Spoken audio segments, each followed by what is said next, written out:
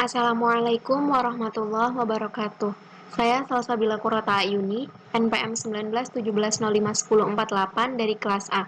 Pada kesempatan kali ini akan mempresentasikan hasil ujian akhir semester pada mata kuliah Teori Informasi tahun 2021. Materi yang pertama yaitu Information Theory. Pengenalan tentang teori informasi, di sini saya mengambil 5 pokok bahasan, ada konsep dasar, entropi, aplikasi, komponen, dan alur. Yang pertama, konsep dasar. Teori informasi adalah pendekatan matematika untuk mempelajari pengkodean informasi bersama dengan kuantifikasi, penyimpanan, dan komunikasi informasi. Konsep ini pertama kali diajukan oleh Claude E. Shannon, sehingga Claude Shannon disebut sebagai bapak teori informasi. Teori informasi adalah konsep yang sangat berguna untuk praktisi machine learning karena memungkinkan kita untuk melihat algoritma pembelajaran dari perspektif informasi teoretik. Aplikasi dari teori informasi diantaranya adalah pada bidang linguistik, kompresi data, jaringan komputer, dan bioinformatika. Selanjutnya ada perbedaan antara data dan informasi. Data adalah fakta mentah atau rincian peristiwa yang belum diolah, yang terkadang tidak dapat diterima oleh akal pikiran dari penerima data tersebut. Maka dari itu, data harus diolah terlebih dahulu menjadi informasi untuk dapat diterima oleh penerima. Data dapat berupa angka, karakter, simbol, gambar, suara, atau tanda-tanda yang dapat digunakan untuk dijadikan informasi. Contoh data itu misalnya kecelakaan di jalan raya, lalu tim B menang. Selanjutnya adalah informasi. Informasi adalah hasil pengolahan data yang dapat diterima oleh akal pikiran penerima informasinya, yang nantinya dapat digunakan untuk pengambilan keputusan. Nah, informasi ini dapat berupa hasil gabungan, hasil analisa, hasil penyimpulan atau kesimpulan, dan juga hasil pengolahan sistem informasi komputerisasi. Contoh dari sebuah informasi. Telah terjadi kecelakaan mobil di Jalan Raya Ahmad Yani tadi malam pukul 00.00. Korban jiwa sebanyak 3 orang, 1 orang diantaranya luka-luka, dan yang lainnya luka berat. Selanjutnya, entropi. Satuan ukur informasi dinyatakan oleh entropi. Entropi menguantifikasi nilai ketidakpastian pada sebuah variabel data. Nah, entropi ini merupakan satuan pengukuran utama dalam teori informasi. Satuan ukur informasi dinyatakan dengan bit. Entropi informasi sering dinyatakan dengan banyaknya bit rata yang diperlukan untuk penyimpanan dan pengiriman informasi tersebut. Satuan dari entropi atau Hx adalah bits. Entropi merupakan distribusi probabilitas dalam teori informasi dan digunakan untuk mengukur tingkat homogenitas distribusi kelas dari suatu data atau dataset. Nah, semakin tinggi tingkat entropi dari sebuah data, maka semakin homogen distribusi kelas pada data tersebut. Entropi pada X didefinisikan sebagai Hx sama dengan min sigma X adalah anggota himpunan X, Px log Px, sehingga self entropi didefinisikan sebagai berikut. Bahasan selanjutnya yaitu aplikasi teori informasi.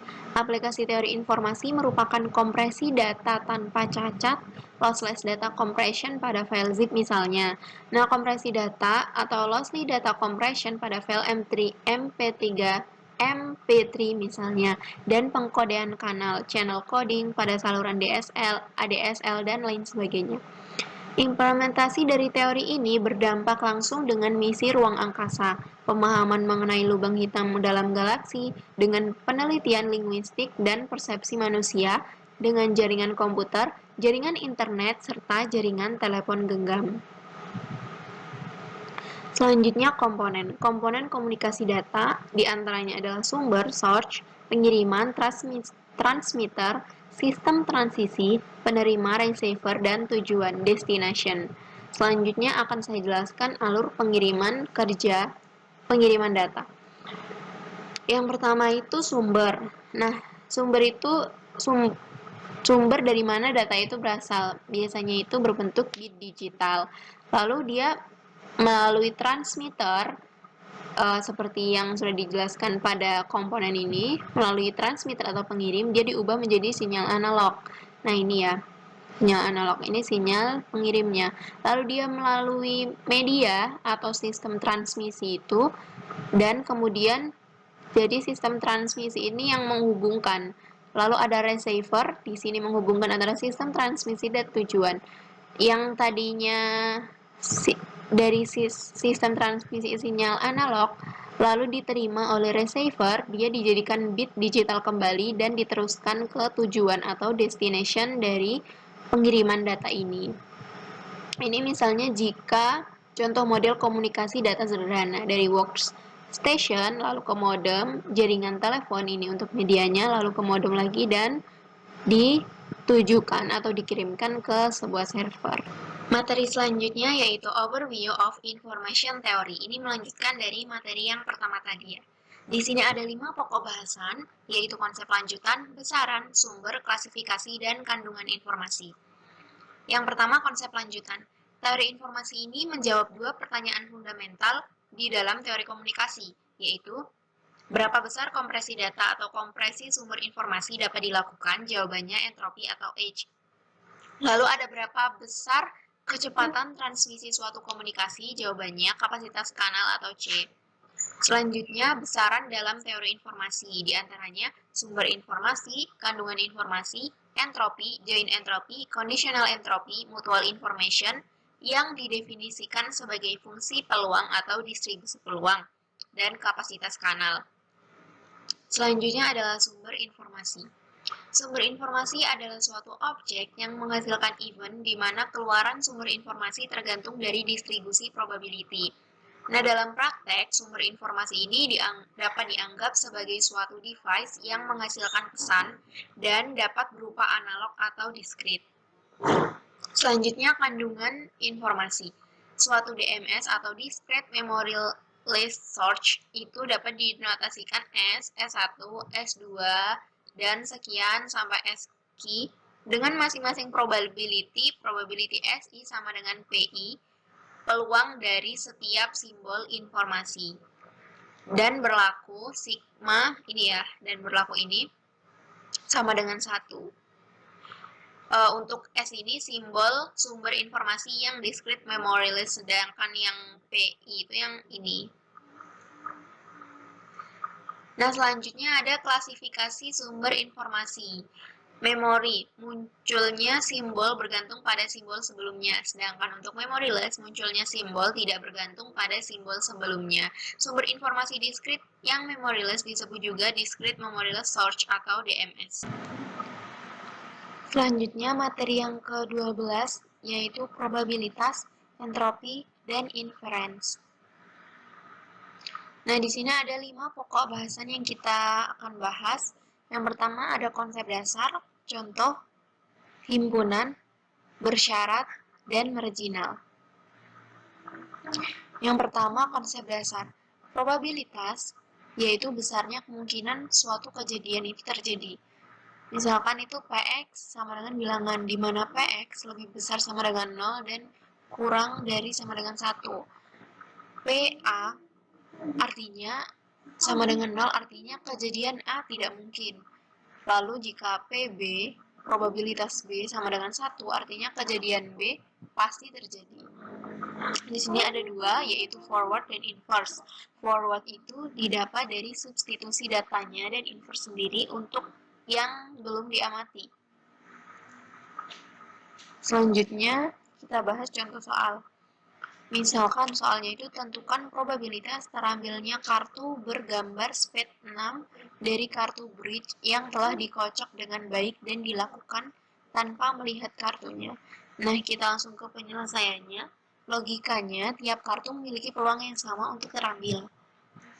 Lalu kita misalkan terlebih dahulu ya notasinya. Di sini ada N itu jumlah seluruh kartu, maka N sama dengan 52 jumlah seluruh kartunya. Lalu NS-6 banyak kartu SPED 6. Untuk NS-6 sama dengan 1. Maka peluang terambilnya S6 SPED 6 itu N SPED 6 per N. Nah, jadi peluang terambilnya itu 1/52. Lalu selanjutnya ada probability versus likelihood. Probabilitas digunakan untuk mencari peluang terjadinya situasi tertentu, sedangkan untuk likelihood sendiri itu digunakan untuk memaksimalkan peluang secara umum dari situasi tertentu yang akan terjadi. Probabilitas melekat pada hasil, sedangkan likelihood ini melekat pada hipotesis. Selanjutnya kita akan mempelajari probability teori himpunan. Yang pertama ada irisan atau intersection, itu notasinya A irisan B, N gitu ya. Lalu yang kedua ada himpunan bagian atau subset, dan yang ketiga ada gabungan atau union. Yang pertama irisan atau intersection dengan notasi seperti N. Misalkan nih, ada himpunan A itu anggotanya 123, himpunan B anggotanya 269 dan D 2122. C A irisan B sama dengan 269. Lalu untuk A irisan D itu nggak ada. Yang kedua, himpunan bagian atau subset. Set A dikatakan sebagai subset dari set B jika dan hanya jika semua elemen pada himpunan A itu merupakan elemen pada set B. Nah, notasinya itu seperti huruf C. A subset C. Lalu yang ketiga itu gabungan atau union. Gabungan atau elemennya ada di set A atau set B atau keduanya. Notasinya itu U. Nah, misalkan nih A sama dengan himpunan A itu 1 dan 3, himpunan B 2 dan 4, maka A gabungan dari B itu semuanya kita masukkan gitu. Jadi 1, 2, 3, 4. Selanjutnya bersyarat. Oh, maaf.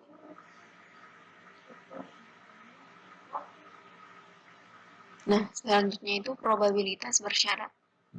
Kejadian A terjadi dengan syarat kejadian B lebih dahulu terjadi.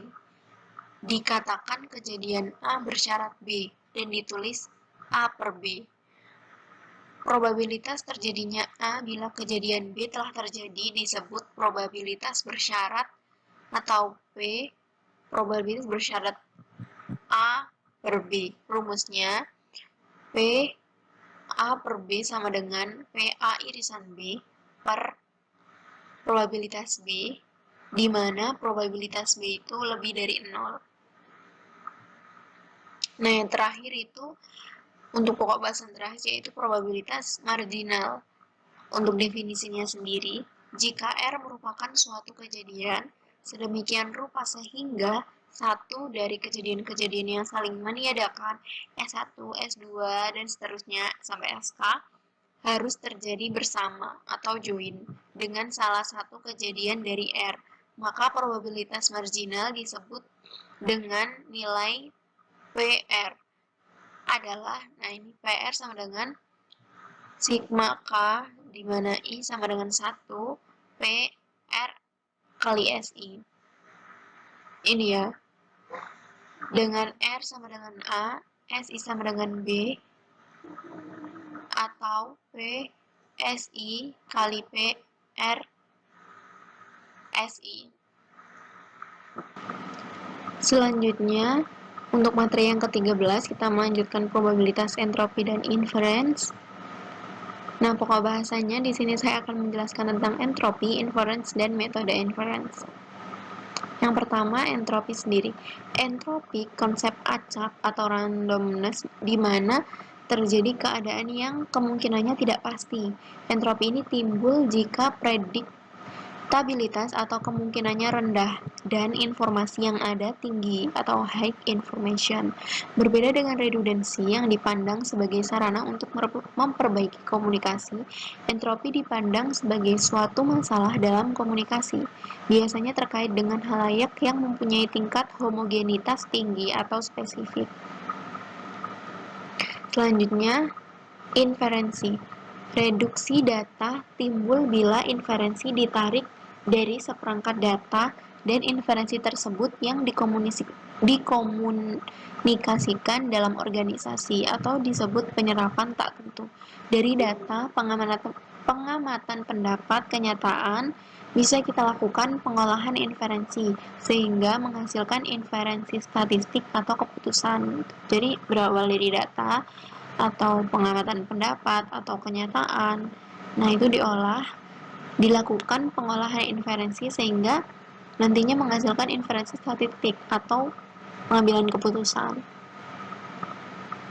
Untuk metode inferensi sendiri itu ada forward chaining atau data driven, mulai dari antecedent atau jika, dan backward chaining atau goal driven, mulai dari consequent atau maka.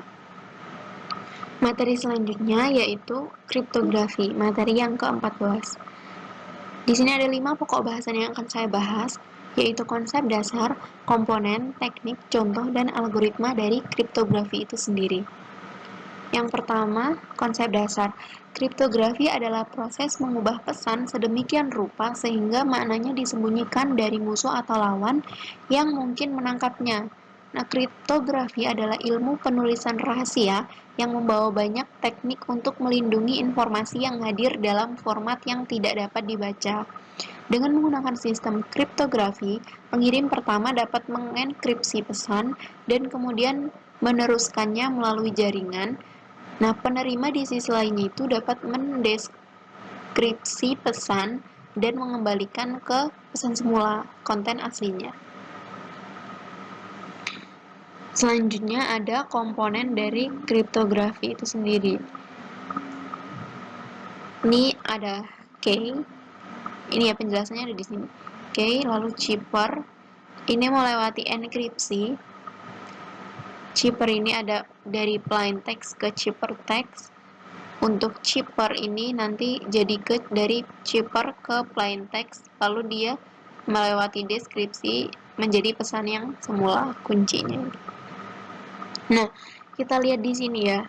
Plain text dapat berupa teks, kode biner, gambar yang perlu dikonversi menjadi format tertentu. Jadi ini kan semua plain text. Cipher itu selama proses enkripsi plain text dapat dikonversi menjadi reshaped format. Format ini disebut dengan ciphertext. Jadi ciphertext ini adalah plain text yang telah melalui proses cipher. Selanjutnya enkripsi. Ini enkripsi menerima informasi dan mengubahnya menjadi format yang tidak dapat dibaca yang dapat dibalik. Jadi enkripsi ini proses mengubahnya menjadi ke informasi yang tidak dapat dibaca. Untuk deskripsi itu kebalikannya, mengubah ciphertext kembali menjadi plain text. Jadi tadi pesan yang udah diubah itu dikembalikan lagi ke pesan aslinya menggunakan algoritma decryption dan secret key. Untuk cipher sendiri itu algoritma enkripsi dan deskripsi bersama-sama itu dikenal dengan istilah cipher. Dan yang terakhir ada key, umumnya berupa angka atau serangkaian angka yang terdapat sandi beroperasi. Selanjutnya itu ada teknik kriptografi. Di sini ada 3 jenis teknik kriptografi yang digunakan secara umum, yaitu secret key kriptografi, public key kriptografi, dan Hans function. Yang pertama, secret key kriptografi. Secret key kriptografi menggunakan single key melintasi encryption, pengiriman, dan description penerima. Cara paling sederhana untuk mengekskripsi data, tetapi relatif rendah dalam hal keamanannya, dan mendistribusikan single key seringkali lebih mudah diucapkan daripada dilakukan. Jadi ada kelemahan dan kelebihannya sendiri-sendiri. Selanjutnya itu public key kriptografi. Public key kriptografi ini memungkinkan penggunaan 2 kunci yang berbeda untuk pengirim dan penerima. Baik pihak penerima dan pihak pengirim itu memiliki private dan public key sendiri. Private key ini harus dirahasiakan, sementara public key bisa diketahui oleh pihak manapun yang ingin berkomunikasi dengan yang lain. Nah, yang ketiga yaitu Hans function. Teknik dasar ini tidak melibatkan key, melainkan menggunakan nilai hash set length yang disajikan sebagai plain text. Hash function digunakan untuk memeriksa integritas data yang ditransfer. Untuk fungsi kriptografi sendiri, nah, dalam sebuah bisnis yang berhubungan dengan informasi pribadi, dapat melihat kriptografi sebagai alat yang diperlukan dalam organisasi bisnisnya itu. Teknik-teknik yang digunakan cryptographers, yang pertama itu bisa untuk memastikan keamanan transfer rahasia data pribadi. Teknik yang berkaitan dengan tanda tangan digital dapat mencegah menginterupsi data perusahaan, sementara perusahaan dapat menggunakan teknik hash function untuk menjaga keintegritas datanya. Secara kolektif, manfaat ini memungkinkan perusahaan untuk melakukan bisnis di era digital dengan kepercayaan penuh dan tentunya keamanan. Selanjutnya itu contoh penggunaan penerapan dari kriptografi ini sendiri. Kita bisa lihat gambarnya ini ya. Misalkan Andi mengirim pesan kepada Sam. Ini Andi ingin mengirim pesan kepada Sam yang ada di wilayah lain, jadi beda daerah. Andi ingin pesan ini bersifat pribadi dan penting dan tidak ada orang lain yang memiliki akses ke pesan yang akan disampaikan ke Sam itu. Dia menggunakan WhatsApp sebagai media komunikasinya. Lalu ada Yves yang diam-diam mendapat akses ke saluran komunikasi. Nah, Yves ini jago gitu. Dia bisa diam-diam mendapatkan akses ke saluran komunikasi antara Andi dan Sam ini. Ia dapat melakukan lebih dari sekedar menguping. Misalnya, ia juga dapat mengubah pesan. Jadi, bagaimana Andi bisa yakin bahwa tidak ada orang di tengah yang dapat mengakses pesan yang dikirim Sam? Disitulah enkripsi dan kriptografi diperlukan atau dibutuhkan. Nah, ini ya untuk penyelesaian dari kasus ini. Misalkan, jadi untuk melindungi pesannya, Andi mengubah pesan ke bentuk yang tidak dapat dibaca. Seperti yang kita lihat di komponen tadi, dari plain text kita ubah menjadi ciphertext. Lalu di sini ia mengubah pesan menjadi beberapa angka acak. Setelah itu ia menggunakan kunci untuk mengekskripsi pesannya atau ciphertext. Andi mengirimkan ciphertext melalui saluran komunikasi. Dia tidak perlu khawatir tentang seseorang di tengah menemukan pesan pribadinya. Sam si penerima dari pesan Andi itu akan membutuhkan kunci untuk mendeskripsi pesan ke teks atau plain text. Sam perlu menggunakan kunci deskripsi. Ia akan mengonversi ciphertext ke plain text agar sesuai gitu. Setelah menggunakan kunci untuk deskripsi, apa yang akan keluar adalah plain text aslinya atau error. Jadi ada dua pilihan gitu yang keluar. Ketika pesan itu error, pas dicek itu, dengan demikian kita dapat mengatakan bahwa enkripsi penting untuk berkomunikasi atau berbagi informasi melalui jaringan. Jika error itu, berarti di tengah-tengah itu ada yang si Yves tadi mengubahnya. Nah, jika dia menjadi plain text asli, itu berarti benar gitu.